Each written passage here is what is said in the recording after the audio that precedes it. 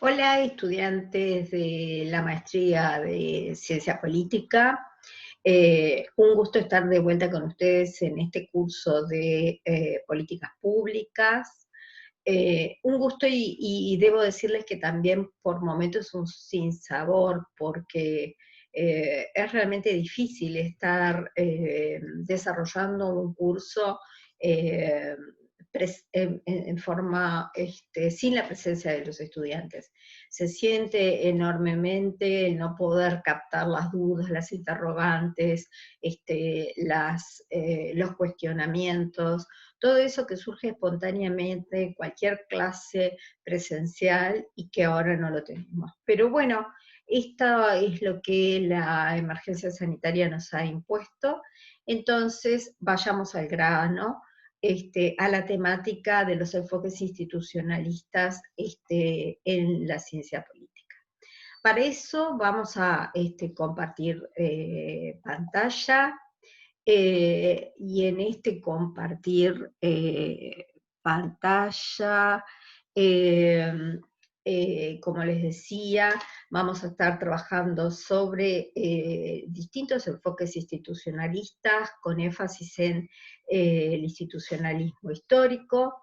Seguimos en el módulo 2, el más extenso de este curso, en el que tratamos de analizar teóricamente los distintos marcos algunos de los marcos analíticos que se han desarrollado para el estudio de las políticas públicas.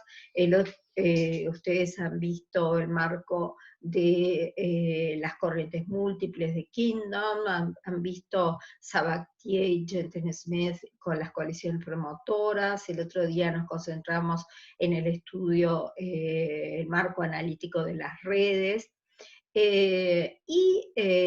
Hoy nos toca mirar, justamente considerar las distintas perspectivas institucionalistas, para lo cual vamos a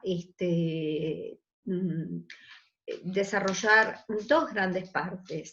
Primero, vamos a ver algunos puntos que son comunes a los institucionalismos, y entonces, bueno, como nos podemos preguntar, bueno, ¿a qué denominamos institucionalismo en definitiva? Y cuáles son los puntos comunes que comparten corrientes que en algunos aspectos son tan diversas como el institucionalismo discursivo, el institucionalismo sociológico, el institucionalismo histórico o el rational choice.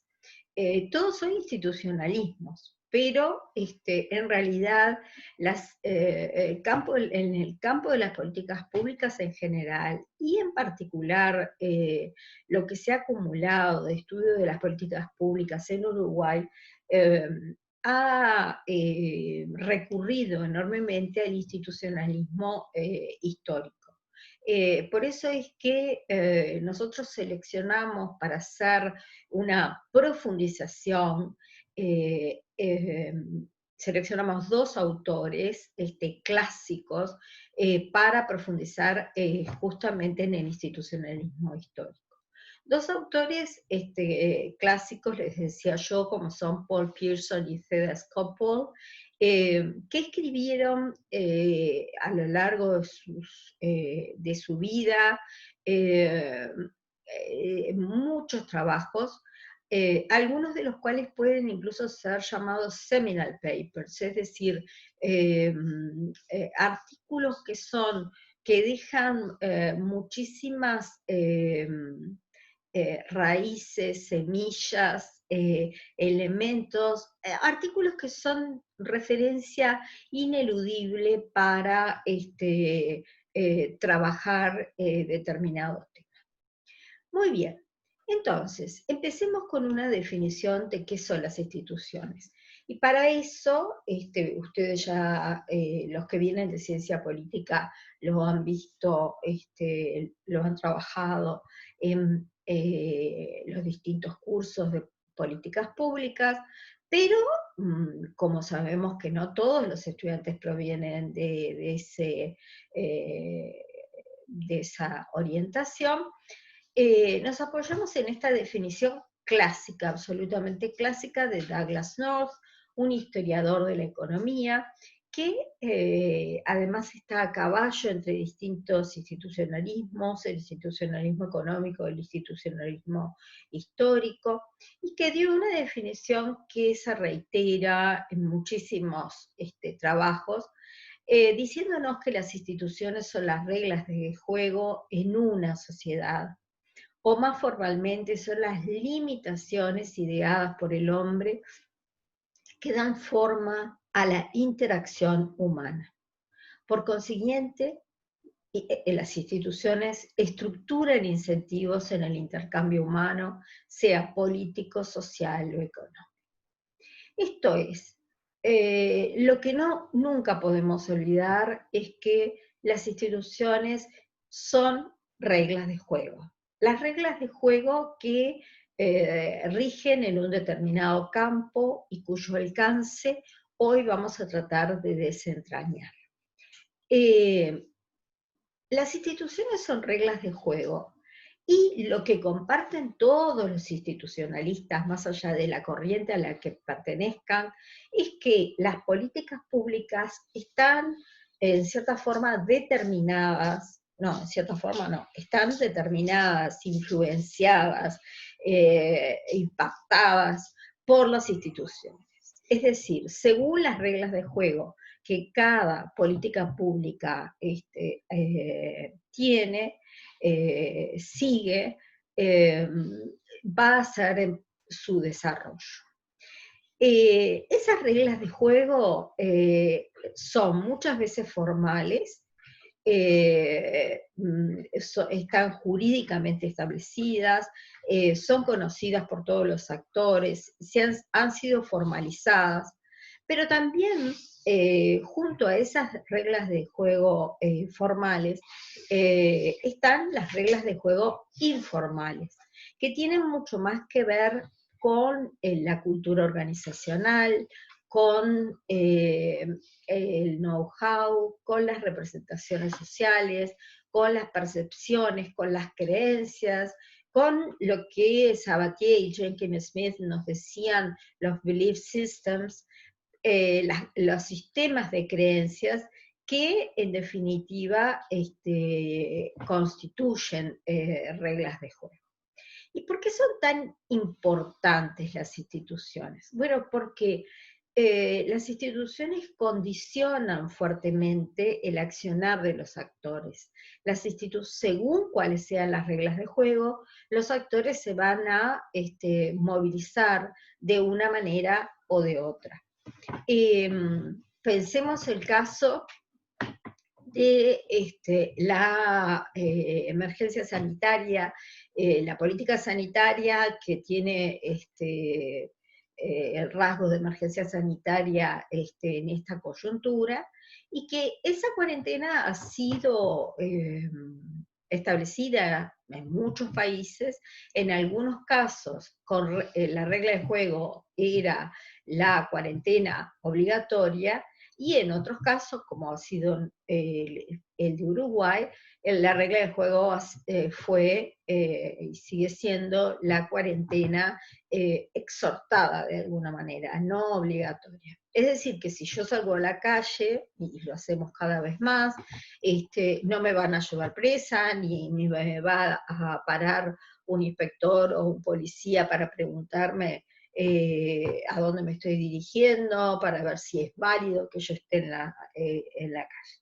Entonces, esas reglas de juego, cuarentena forzada o cuarentena obligatoria o cuarentena no obligatoria, de alguna manera no, ciertamente marca la forma en que los actores se mueven. Los actores igual siempre encuentran intersticios y se hacen y utilizan sus recursos para moverse entre reglas de juego que los condicionan. Pero lo cierto es que hay reglas de juego que condicionan a los actores. Y esas reglas de juego, miremos ahora a este otro polo También determinan, bueno, qué relaciones de poder se establecen en la sociedad, quiénes son los actores poderosos y cuáles son los más débiles, o qué actores ostentan la autoridad e incluso el poder de coerción, y qué actores no pueden hacerlo. Pero además nos dice el institucionalismo, esas reglas de juego en definitiva inciden fuertemente en la calidad de las políticas.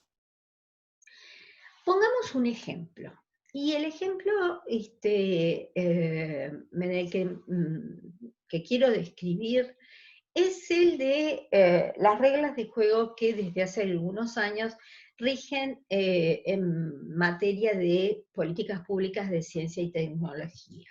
No todas las políticas públicas de ciencia y tecnología, sino un aspecto. Ustedes saben que en este campo, la Agencia Nacional de Investigación e Innovación, la ANI, que tiene sus reglas de juego mucho más flexibles, porque es una agencia, y entonces tiene reglas de juego más flexibles que las que pueden tener la administración central. Hace algunos años, hacia fines 2008, 2009, creó el Sistema Nacional de Investigadores. ¿Qué es el Sistema Nacional de Investigadores? Muchos de ustedes lo saben, otros se estarán enterando ahora por primera vez, pero no viene mal el repaso para nadie. El Sistema Nacional de Investigadores es un sistema que existe con distintos nombres en muchos países, que en Uruguay funciona con las siguientes reglas de juego. Cualquier persona que se considera investigador puede presentarse a las distintas convocatorias. Y al presentarse a las convocatorias va a ser evaluado por ciertas reglas de juego, y el Sistema Nacional de Investigadores emitirá, después de estudiar los méritos, emitirá un fallo por el cual el investigador resulta catalogado como candidato investigador, el nivel más bajo, o como nivel 1, o como nivel 2, o como nivel 3. Para eso, el Sistema Nacional de Investigadores incluso ha conformado toda una estructura de evaluadores. Hay comisiones técnicas, las llamadas CTA, que son los evaluadores de base. Después está el llamado comité honorario, que es como un escalón superior con otros evaluadores, y en donde se reúnen las evaluaciones de todos los investigadores de humanidades, de ciencias sociales, de ciencias naturales, de ciencias exactas, y después todas las evaluaciones pasan a un comité máximo, que es el llamado comité honorario, integrado por pocos miembros, en general altamente prestigiosos. Muy bien, desde que el Sistema Nacional de Investigadores apareció o surgió por el 2009, 2008, 2009, creo que la primera convocatoria fue en el 2008, y estableció ciertas reglas de juego para todos los investigadores. Pertenezcan a la UDELAR, pertenezcan a las universidades privadas, desde la Universidad CLAE hasta la Universidad de Montevideo o la Universidad de la Empresa. Lo cierto es que todas las universidades, de alguna forma, no se siente tanto en la Universidad de la República, pero en las privadas sabemos que es así, instan a sus investigadores, a sus docentes investigadores, a presentarse al Sistema Nacional de Investigadores, porque tener investigadores es un símbolo, es símbolo, indicador de prestigio. Pero además entonces, hay un sistema que es externo, una regla de juego, una institucionalidad, Sistema Nacional de Investigadores, creada por la ANI, que ha venido a incidir sobre las universidades, sin perjuicio, todas ellas, sin perjuicio que las universidades tienen sus formas propias de evaluación y que ponderan otras cuestiones. En el Sistema Nacional de Investigadores nos evalúan a quienes nos presentamos periódicamente, cada 3, 4 años, 2 años, según nos toque, como investigadores. Ahora, yo, por ejemplo, integrante, docente con dedicación total en la UDELAR, cuando me evalúan, no solo me evalúan como investigadora, me evalúan como investigadora, como docente, también si hago o no hago tareas de extensión y tareas de gestión. Lo cierto es que ese conjunto de reglas de juego pesa y pesa para las instituciones, UDELAR, UDAL, Universidad de Montevideo, UDE, Universidad CLAE, etc., pero también pesa absolutamente para todos los investigadores. Para los investigadores de las ciencias sociales y humanidades, para los investigadores de las ciencias naturales y exactas, para los investigadores senior, es decir, más veteranos y con más experiencia, para los investigadores junior, pesa sobre todo. Y las reglas de juego que se han establecido en el sistema, que ahora después vamos bueno, ya ahora lo podemos decir, incide sobre el comportamiento de estos investigadores.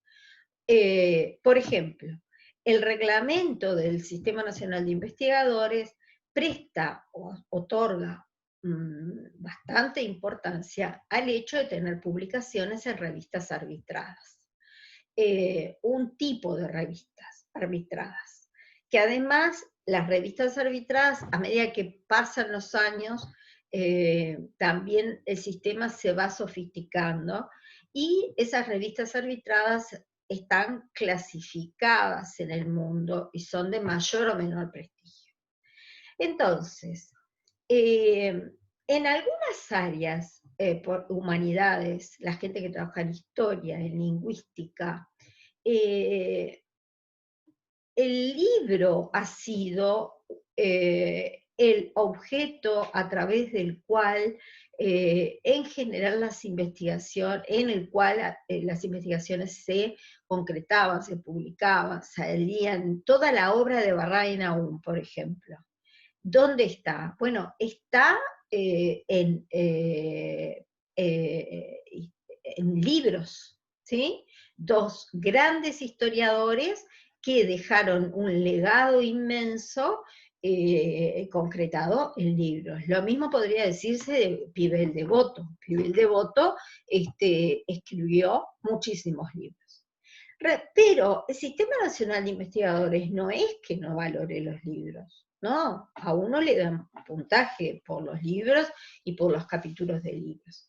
Pero las revistas arbitradas, y un artículo en una revista arbitrada, tiene muchísimo peso en la evaluación. Y si un investigador en el periodo en que es evaluado, esos 3 o 4 años o 2 años, no tiene ninguna revista arbitrada publicada, artículo, en revista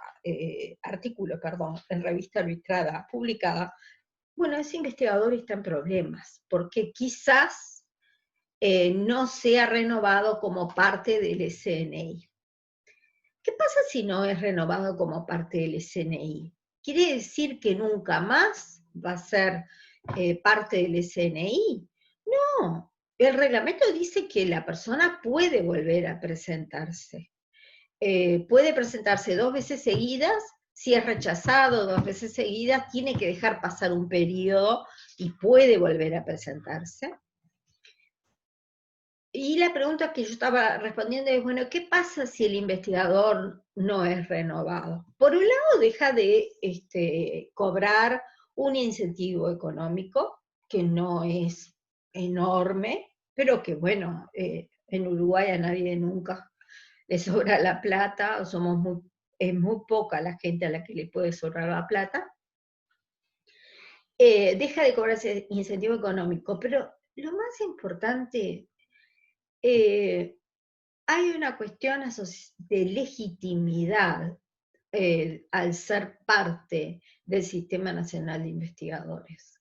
Eh, es decir, cuando uno se presenta a otros concursos, se establece si uno es investigador del SNI o no es investigador. Entonces, en definitiva, si uno cae del sistema, esa es la expresión que se utiliza, bueno, esa regla de juego se puede permanecer en el sistema o se puede salir del sistema, supone un golpe muy fuerte para los investigadores, para los actores, y por otra parte, condiciona su comportamiento, porque yo, investigadora, ¿qué va a ser lo más racional que haga? Bueno, que trate de publicar en revistas arbitradas. Después me puedo dar el lujo de publicar en libros, y publicar libros enteros, pero sabemos que esto ha incidido sobre el trabajo de el conjunto de los investigadores del país. Acuña y Chudovsky, justamente cuando hablan de qué son las instituciones y cómo debemos analizarlas, dicen, entendemos a la institución como el conjunto de reglas que apuntan a resolver problemas de coordinación y conflictos distributivos en una sociedad. Aquí, en definitiva, en el ejemplo que veníamos dando, lo que se está distribuyendo es dinero, por un lado. No todos somos investigadores, no, los que no son investigadores no reciben ese incentivo, y también prestigio. Las instituciones SNI, por ejemplo, distribuyen poder y recursos, y son a su vez producto de la lucha entre actores desiguales. Uno, cuando conoce historias del SNI, uno sabe que, por ejemplo, hay una lucha muy fuerte entre la gente o los investigadores que colaboran en la redacción de los reglamentos del SNI, que provienen de ciencias exactas o naturales, sobre todo, y los que provienen de humanidades. Hay una verdadera lucha. ¿Por qué hay una verdadera lucha? Una lucha entre algunos actores, los de humanidades, por ejemplo, que creen que el producto libro, capítulo de libro, es muy importante, y otros actores, investigadores del área de ciencias, para los cuales lo que no está publicado como artículo en una revista científica y de alta calidad, como puede ser indexada en Scopus, no existe. ¿Por qué? Porque en ciencias naturales se publica en revistas arbitradas, y cuanto de mayor calidad, mejor. Dicen Acuña y Chudovsky, además las instituciones operan en contextos donde existen otras instituciones y otras variables sociales, por ejemplo la Universidad de la República. También se las puede entender como legados de procesos históricos. Lo importante de esta mirada es que, por un lado, pone énfasis en el origen de las instituciones y no solo en su función, y por otro, acentúa su papel como administradoras de conflictos. Entonces, el SNI viene a ser como una especie de árbitro externo que marca la cancha y nos dice a todos los que trabajamos en investigación sí, usted califica o usted no califica. Y eso es ciertamente una actuación en la administración de conflictos. Por eso las instituciones estructuran opciones e incentivos para los intercambios y el accionar de los actores. Está muy claro cuáles son los incentivos del SNI, apuntando a brindarles horizontes de mediano y largo plazo. Esto es muy cierto. Cuando yo empecé a investigar, y les va a parecer mucho tiempo, comienzos de los 90, con mi maestría recién terminada, no, ahí estaba haciendo la tesis, con la maestría a punto de ser terminada, bueno, no existía el SNI. Entonces, ¿qué pesaba más? ¿Escribir un documento de trabajo, un capítulo de un libro? No se sabía, uno publicaba documentos de trabajo, publicaba en revistas no arbitradas, publicaba, no medía sus esfuerzos de la misma manera. Ahora hay un conjunto de reglas de juego, nos gusten o no nos gusten, que establece esos horizontes. Asimismo, entendemos que las instituciones operan de distintas maneras en diferentes momentos y que, a veces, las mismas instituciones que explican el accionar de los actores son en otros momentos resultado de ese accionar. En ciertas ocasiones, algunas instituciones débiles son funcionales a las lógicas de los actores políticos. En los últimos 10 años hemos pasado por un SNI muy fuerte.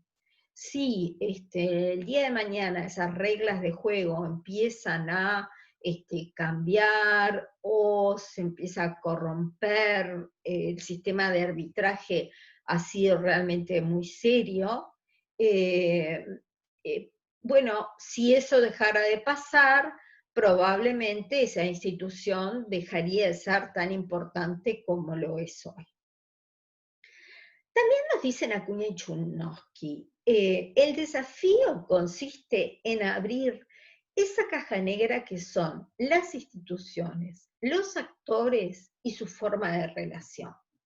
Quiere decir que, por un lado, miramos las instituciones y estamos viendo las instituciones como reglas de juego para entender los institucionalismos.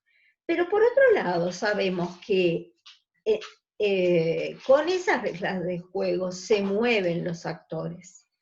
Y esos actores tienen sus intereses, sus recursos, sus sistemas de creencias, sus culturas organizacionales, sus mapas cognitivos, quieren sus modos de hacer, sus prácticas.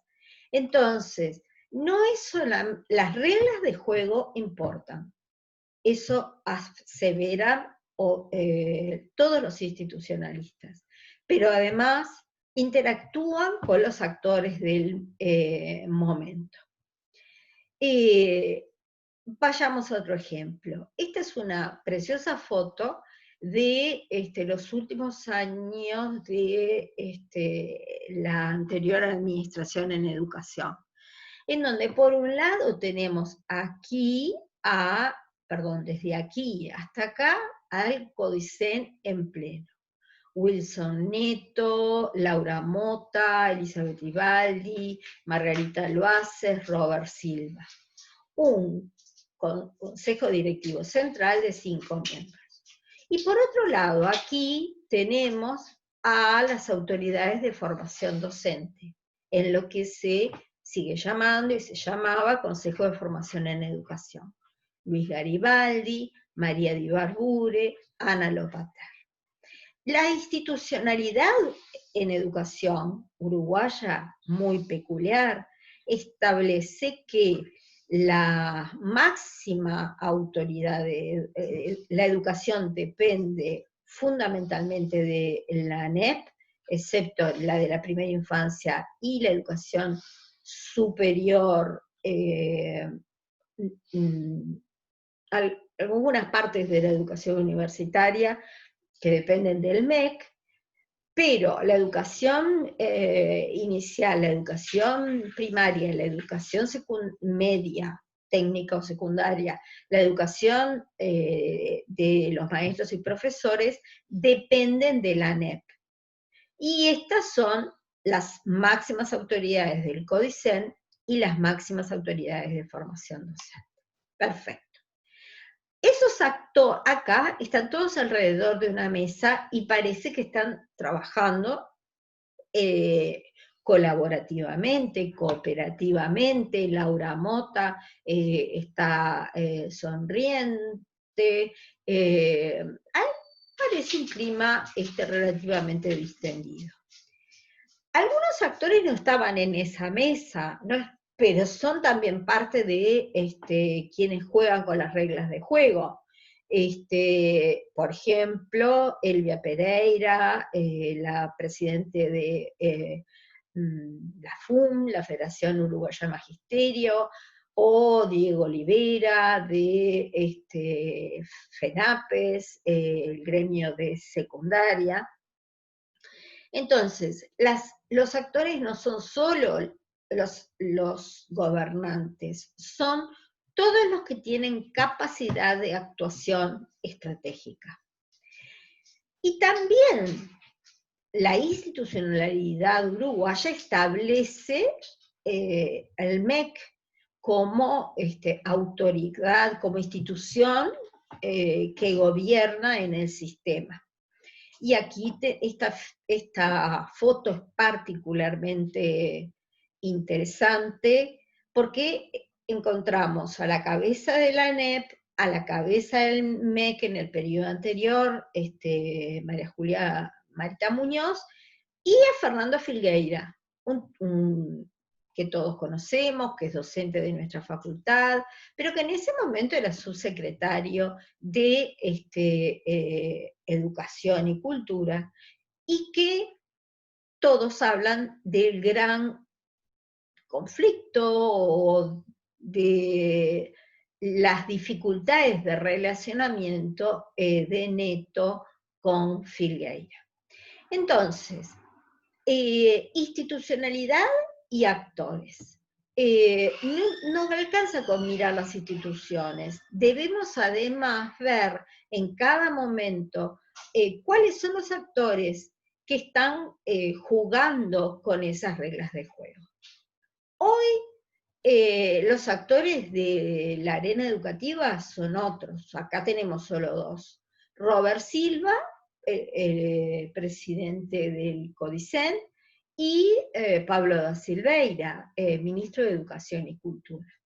El punto es que en este preciso momento la institucionalidad está cambiando, porque de la ley de educación del 2008 que establecía un CODICEN de 5 miembros y 4 consejos desconcentrados, uno de primaria, otro de secundaria, otro de educación técnica y otro de formación docente, la LUC, la Ley de Urgente Consideración, está planteando que de esos 4 consejos permanecería el Consejo de Formación en Educación, es decir, el que gobierna a la formación de maestros y profesores, pero no permanecerían los otros 3 consejos.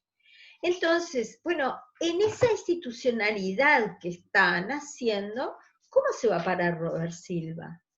¿Cómo se va a parar Pablo da Silveira?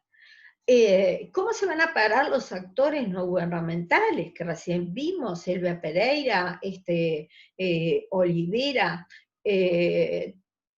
todos aquellos que habían participado muy intensamente en la elaboración de la Ley General de Educación sancionada en el 2008 y que hoy verían esa institucionalidad educativa modificada.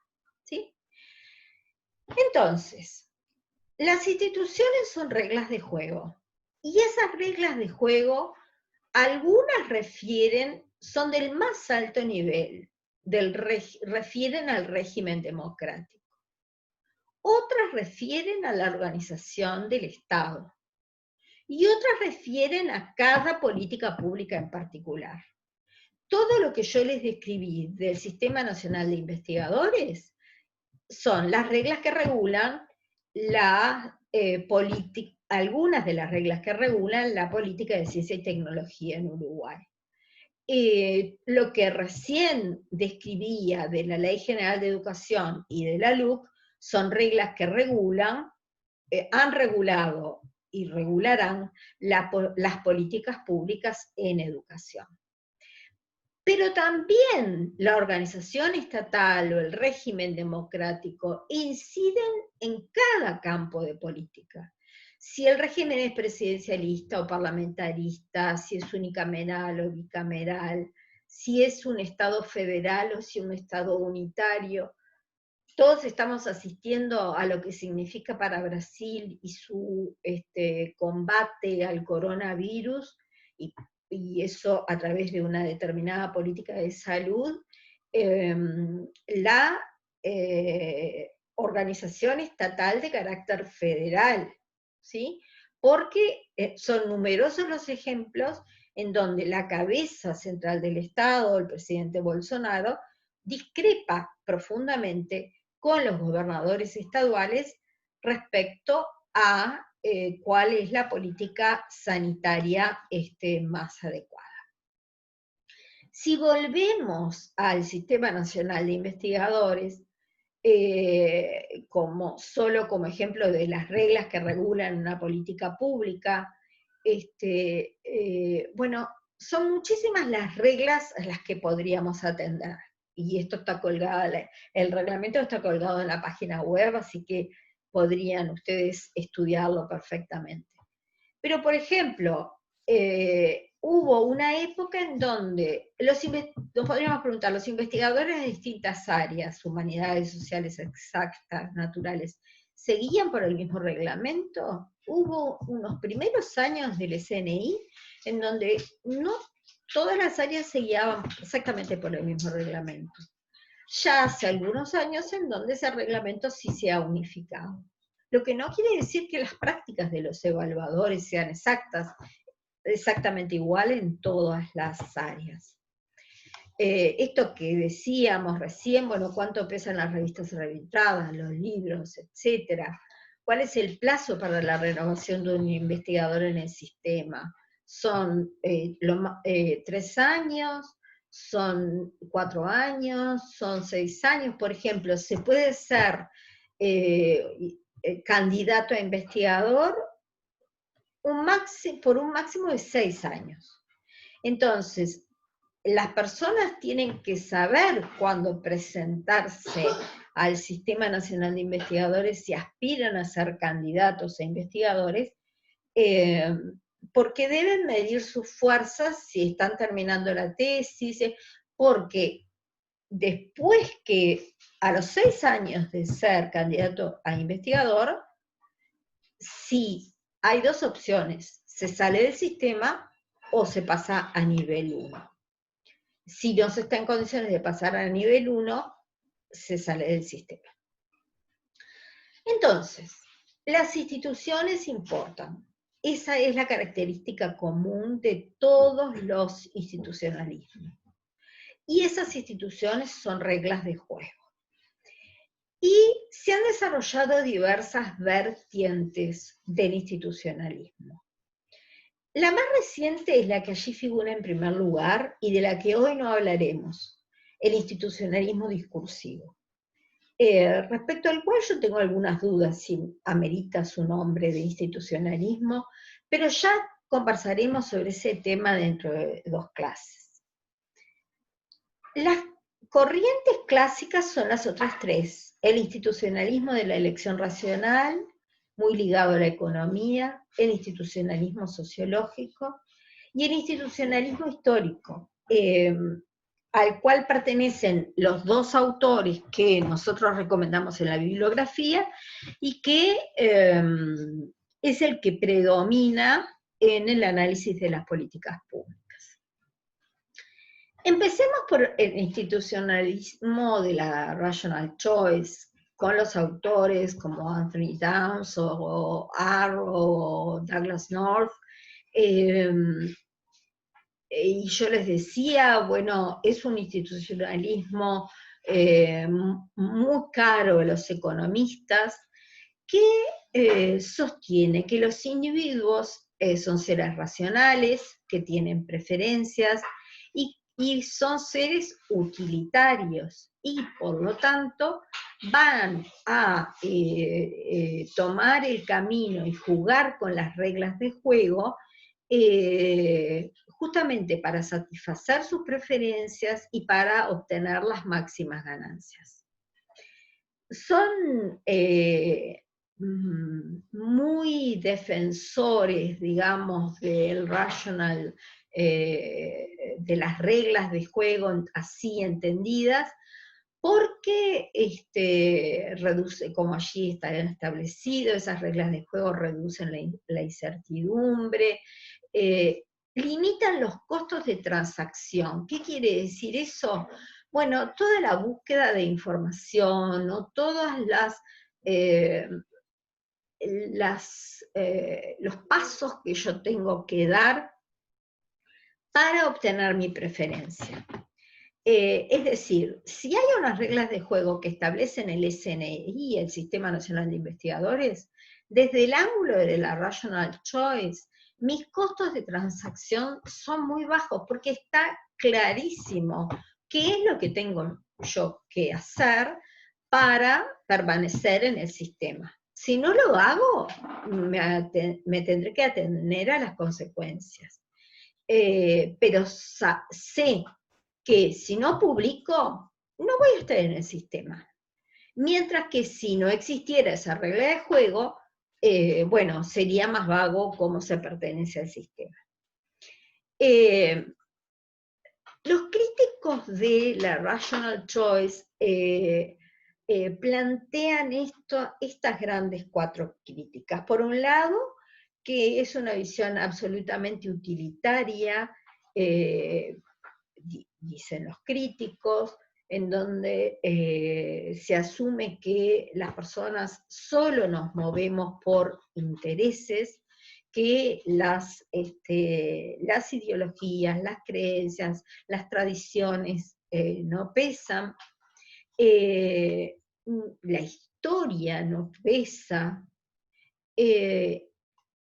no se toma demasiado en cuenta el conflicto, no importa el conflicto, porque los seres humanos luchamos por la satisfacción de nuestras preferencias en esa lógica utilitaria. Así lo ven los economistas, los más partidarios, pero no únicos defensores del rational choice. De hecho, en ciencia política hay una corriente muy fuerte de cientistas políticos, politólogos, que son, que creen en el institucionalismo, adhieren, no creen no es la palabra, adhieren al institucionalismo de la elección racional, y por lo tanto, desde el punto de vista metodológico, bueno, suelen ser partidarios del individualismo metodológico. ¿Qué llamamos y qué es la corriente del institucionalismo sociológico? Los autores son sociólogos, recostados en teorías de las organizaciones, psicología social, James March, Olson, DiMaggio, Powell, todos aquellos que consideran que las reglas informales, la cultura, las percepciones, las representaciones sociales, las tradiciones, son los modelos cognitivos, son reglas de juego en torno a los cuales los actores se mueven. Que no, digamos, no podemos desconocer el peso de lo informal. Dice uno de los autores que ustedes tienen como manual, en un excelente manual como es el escrito por Hargit Day, dentro de una organización siempre existen instituciones invisibles. jerarquías fantasmas, normas de conducta no escritas que todos conocen y que nadie infringe. Los actores institucionales no podrían pensar más allá del universo conceptual que les impone la institución. Entonces, toda organización, en definitiva, acepta ciertas formas de actuación y no acepta otras. Tiene cierta cultura organizacional y esas, reiteramos, la cultura establece reglas de juego de qué es válido y qué no es válido, y los actores se mueven en torno a ellas. Les dejo un momentito a mirar la lámina.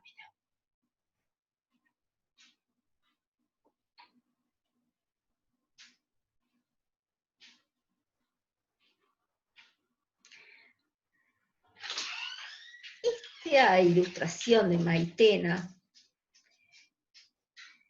en definitiva, es un excelente ejemplo de institucionalismo sociológico. ¿Por qué? Bueno, porque en definitiva, esta mujer, conversando con su amiga, se muestra profundamente preocupada porque hay una regla de juego que su esposo no parece estar dispuesto a seguir aceptando. Una regla de juego de carácter cultural, social, informal. Y es el hecho de que los hombres han sido a lo largo de la historia, en muchísimos momentos, breadwinners, quienes aportan el pan a la casa. Parece ser que el esposo de esta señora prefiere quedarse con los quehaceres domésticos que seguir cumpliendo el rol tradicional asignado culturalmente, no establecido formalmente, jurídicamente, que es el de principal aporte monetario a la familia.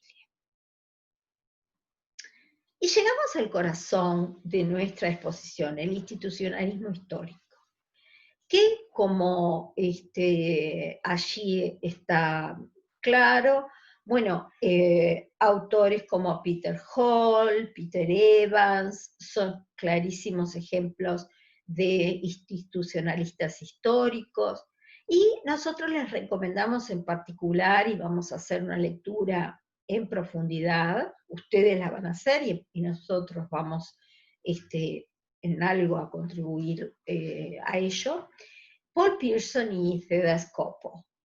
El institucionalismo histórico plantea que la organización institucional de la política es sumamente importante y que además el Estado está en el centro del análisis.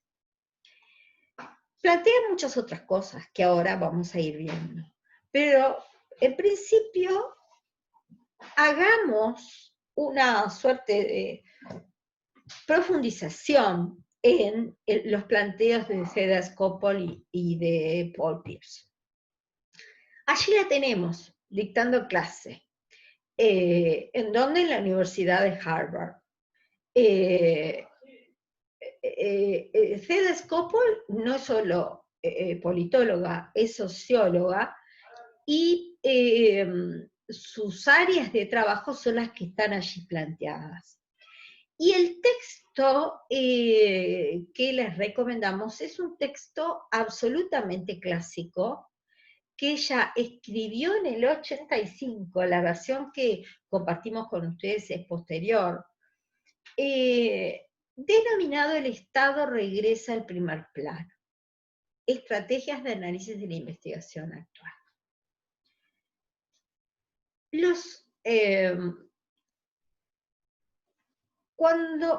Como les hemos dicho en este curso, nosotros Nicolás y yo hemos hecho un esfuerzo por recomendarle los recomendar la literatura, no de manual, sino los autores que acuñaron los distintos marcos teóricos. Acá, con el institucionalismo histórico, no estamos viendo todos los autores, estamos viendo dos.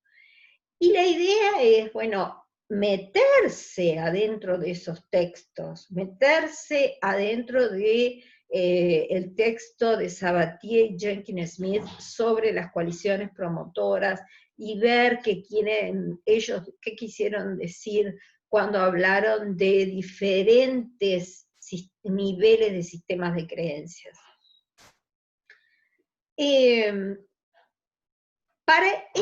Lo que queremos transmitirles es que estos autores merecen un análisis como teóricos de políticas públicas. Son teóricos, han teorizado sobre políticas públicas. Y por ello es fundamental la noción de argumento. Es decir, nosotros tenemos que captar el argumento que estos autores nos presentan. Miren lo que sería la suerte de índice del texto de Theda Skocpol. Les dejo un minuto para mirar el índice.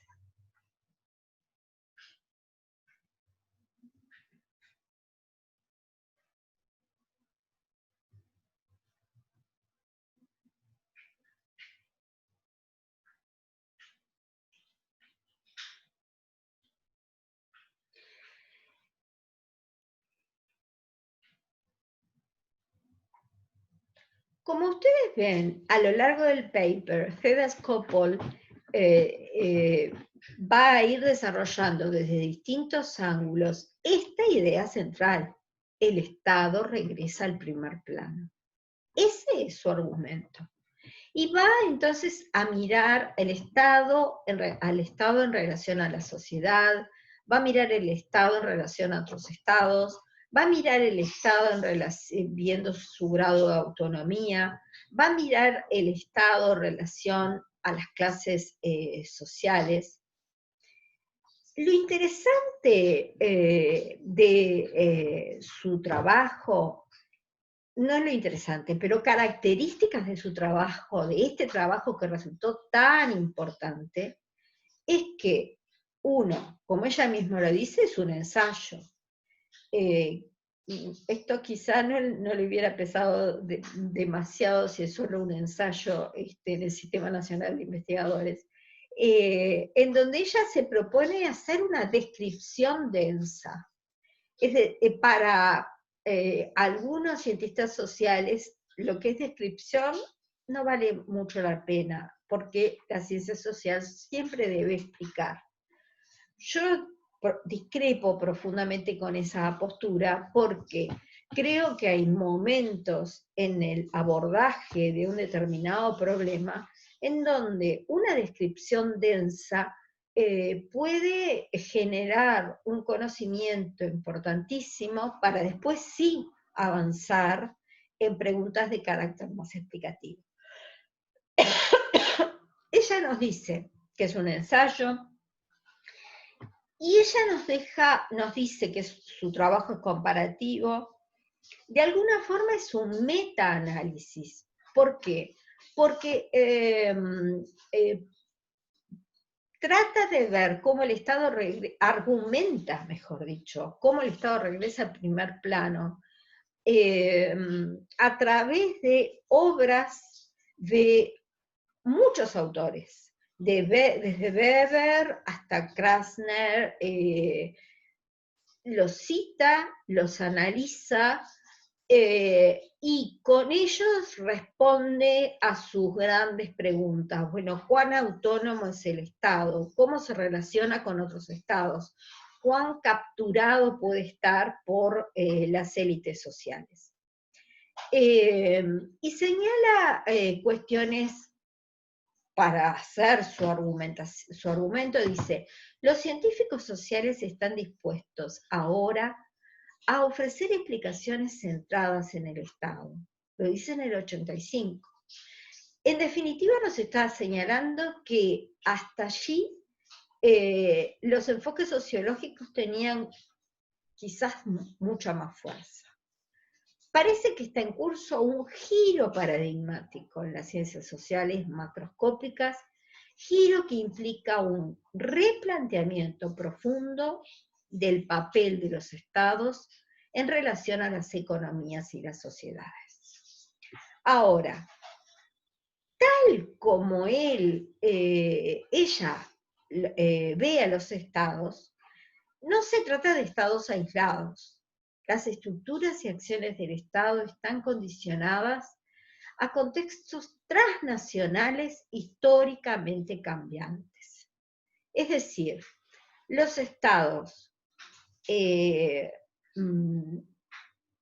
están regresando al primer plano.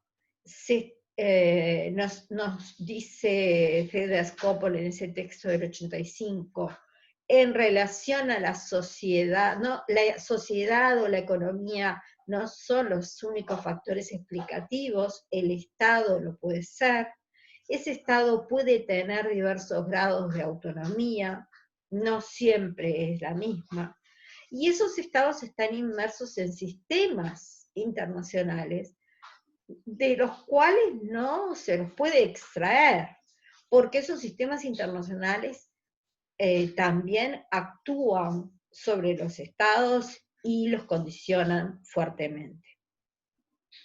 La autonomía del Estado puede aparecer y desaparecer. Hay momentos en que un Estado puede ser muy autónomo, como dice Michael Mann, autónomo respecto a las élites, y en otro momento puede estar capturado por las élites. Élites que pueden ser militares, o élites que pueden ser económicas, o una coalición de distintas élites, pero la autonomía del Estado para actuar en la dirección que el propio Estado decida, no es un rasgo estructural fijo, dice Fede Skopol. ¿Cuál es el argumento de Paul Pierson? Ahí lo vemos dando clase, no en Harvard como Fede Skopol, sino en la Universidad de California, con sede en Berkeley, donde tuve el gusto de estar, de visitar, y es un campus maravilloso. A diferencia de Fede Skopol, que es catalogada como socióloga y politóloga, Paul Pierson es catalogado como politólogo, y sus campos de investigación no son exactamente los mismos. Ahora, el texto que nosotros les recomendamos, los mismos que los de Fede Skopol, el texto que nosotros les recomendamos es de ambos autores, de Pierson y de Skopol, y lleva por título, es un excelente texto, y lleva por título El institucionalismo histórico en la ciencia política contemporánea. Los institucionalistas históricos analizan las configuraciones organizacionales, mientras otros observan escenarios particulares aislados. Los institucionalistas históricos ponen atención a coyunturas críticas y procesos de largo plazo, mientras que otros solamente consideran porciones de tiempo o maniobras de corto plazo.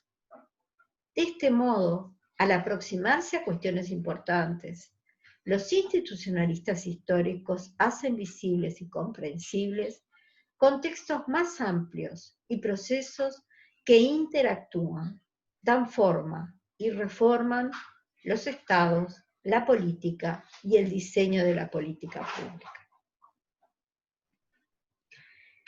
En definitiva, lo que nos dicen Fede Skopol y Paul Pierson en ese texto tan importante, tan rico, cuya lectura es imperiosa para cualquier cientista social, es que desde el institucionalismo histórico se miran periodos largos. Acá este subrayado es fundamental. se miran periodos largos, se presta atención a contextos y configuraciones, no a pequeñas porciones de la realidad, se buscan agendas sustantivas, se explora, se miran los contextos macro, en definitiva, no se mira una política, supongamos Sistema Nacional de Cuidados. No se dice Sistema Nacional de Cuidados, ¿cómo lo interpreto? Se trata de analizar esa política pública en relación a la mediana y larga duración. Bueno, ¿cómo se inserta en la construcción del estado de bienestar social que ha desarrollado Uruguay? La temporización relativa a la secuencia es importante por los procesos de retroalimentación subsecuentes. En definitiva, los que nos están diciendo, no precedentes, sino subsecuentes. Nos están diciendo Pearson y Skopol que toda política pública de hoy retroalimenta el futuro, ¿sí? No tienes una política pública que se adopta hoy, no es una política pública que no traiga resultados. No resultados en el sentido que hemos venido utilizándolo en el curso, sino que deje sus huellas para políticas subsiguientes. Entonces, en palabras de Pearson y de Skopol, la temporización relativa o la secuencia, la noción de secuencia, que solo podemos atar la noción de secuencia a la mediana y la larga duración, es importante por los procesos de retroalimentación subsecuentes que tienen lugar en el tiempo, durante la vida política y social, transforman las consecuencias de desarrollos ulteriores. Los argumentos sobre la dependencia de la trayectoria y retroalimentación explican por qué y cuándo la secuencia puede ser importante. Los procesos de rendimientos crecientes, es decir, algo que hoy vale 1, pero que mañana vale 1,5 y después incidirá 2,5, durante periodos particulares generan irreversibilidades, esencialmente removiendo ciertas opciones del menú subsecuente de posibilidades políticas. ¿Qué quiere decir? Quiere decir que, 1, hay que mirar esto que parece un poco enmarañado, hay que mirar periodos de larga duración, hay que mirar la secuencia de los acontecimientos, hay que saber que la elección de ciertas opciones de políticas tiene consecuencias de mediano y largo plazo, que no son solo para hoy, sino que son también huellas para el futuro, y que entonces el pasado importa. Hay 3 nociones absolutamente claves en el institucionalismo histórico. La noción de path dependence, la noción de policy feedback o retroalimentación, dependencia de la trayectoria, retroalimentación y coyuntura crítica. La dependencia de la trayectoria, como allí se plantea bien clarito, es una vez que una institución es adoptada, comienza a transitar etapas de autorreforzamiento que la vuelve más estable. La trayectoria normal de toda institución tiende a ser estable y genera un legado estructural.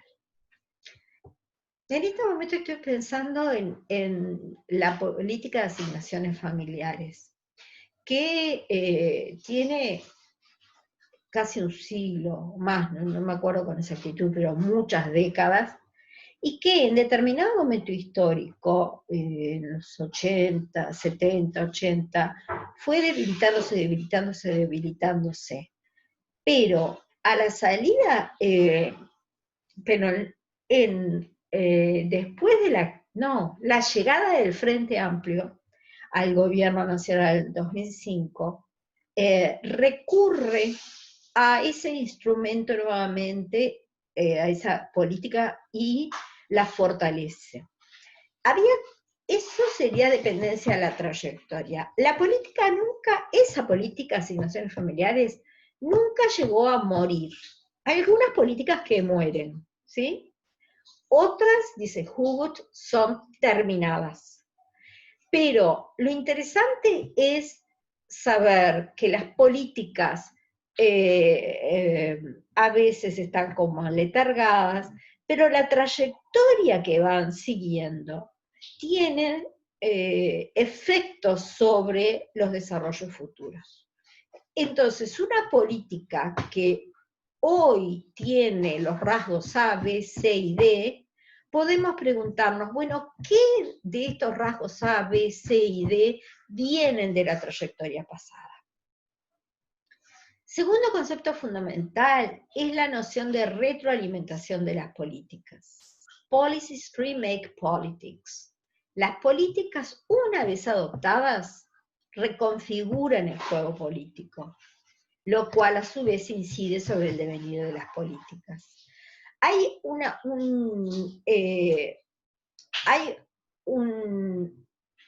retroalimentación de las políticas públicas en el sentido de que cuando se establece, supongamos el ejemplo que vimos hoy del Sistema Nacional de Investigadores, que se creó hace, bueno, algo más de una década. La retroalimentación de la política, en definitiva, significa que si mañana se quiere alterar el rumbo radicalmente y se dice, no va a haber en Uruguay más Sistema Nacional de Investigadores, no quiere decir que el gobierno no pueda hacerlo, por supuesto que puede hacerlo, y puede argumentar y generar todo un discurso legitimador de la supresión del Sistema Nacional de Investigadores. Pero hay los investigadores como tales pueden salir a hacer una manifestación, tienen recursos y se pueden realmente actuar como actor. La política generó el efecto de que haya investigadores. Y entonces la supresión de la política puede tener la supresión de la política pública puede tener consecuencias políticas en el juego político. Y finalmente la noción de coyuntura crítica, que es la noción de un periodo de cambio significativo. Porque los otros dos conceptos, dependencia de la trayectoria y retroalimentación de la política, en definitiva, nos llevan a pensar, bueno, entonces nunca el cambio es posible, que es lo que se le ha criticado al institucionalismo histórico. No, lo que responde el institucionalismo histórico, nos gustará más o menos, es que en ciertas coyunturas críticas, cuando se produce la confluencia de determinados factores, se abre el abanico de alternativas de cambio, ¿sí? Este esquema, que me parece que como esquema está bien logrado, de Federico Traversa, en definitiva lo que nos dice es, en un tiempo de una X política pública, varias opciones son posibles. Supongamos año 2007, cuando se iba a realizar una reforma de la salud, y se realizó. Y se creó el sistema integrado de salud. En ese momento era una coyuntura crítica porque el Frente Amplio había recién llegado al poder, era la primera vez en la historia nacional que un gobierno de izquierda, que teníamos un gobierno, Uruguay tenía un gobierno de izquierda. Había varias opciones para hacer una nueva política de salud. Las opciones A, B, C. Una opción fue la que se tomó, fue la de mantener el sistema mutual, tener el Sistema Nacional Integrado de Salud, mantener el sistema de cápitas, tener el sistema público, separar el lugar del MEC, del Ministerio de Salud Pública, de la provisión de servicios, ACE. Pero había otras opciones que estuvieron incluso presentes en la agenda.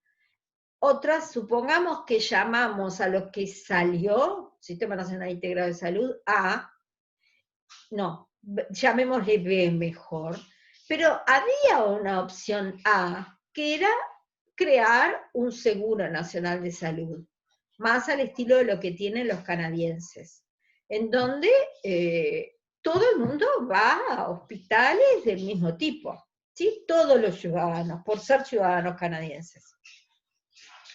Ahora bien, no se optó por crear un seguro de salud, sino que se optó por el Sistema Nacional Integrado de Salud como lo conocemos.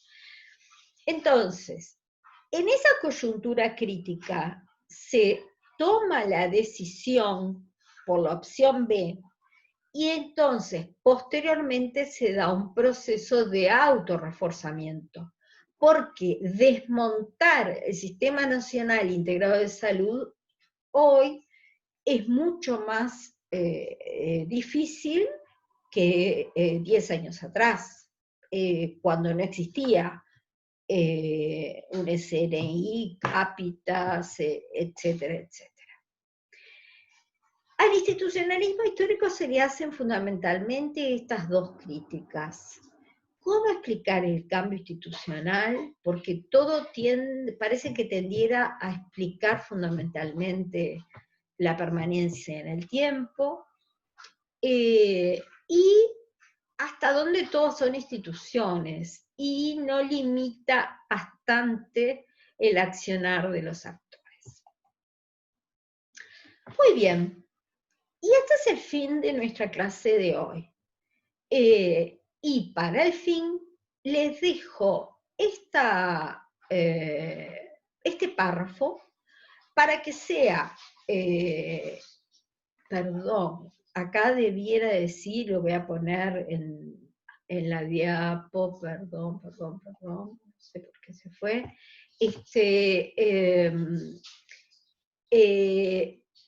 debiera decir Ceda Scopol. Entonces, para el foro, lo que les pido es que lean ese párrafo en profundidad y respondan a la pregunta que allí está planteada. Bueno, nos vemos en 15 días. Esperemos que esta grabación les sea de utilidad, y saben que estamos en EVA para vuestras consultas. Chau, nos vemos prontito.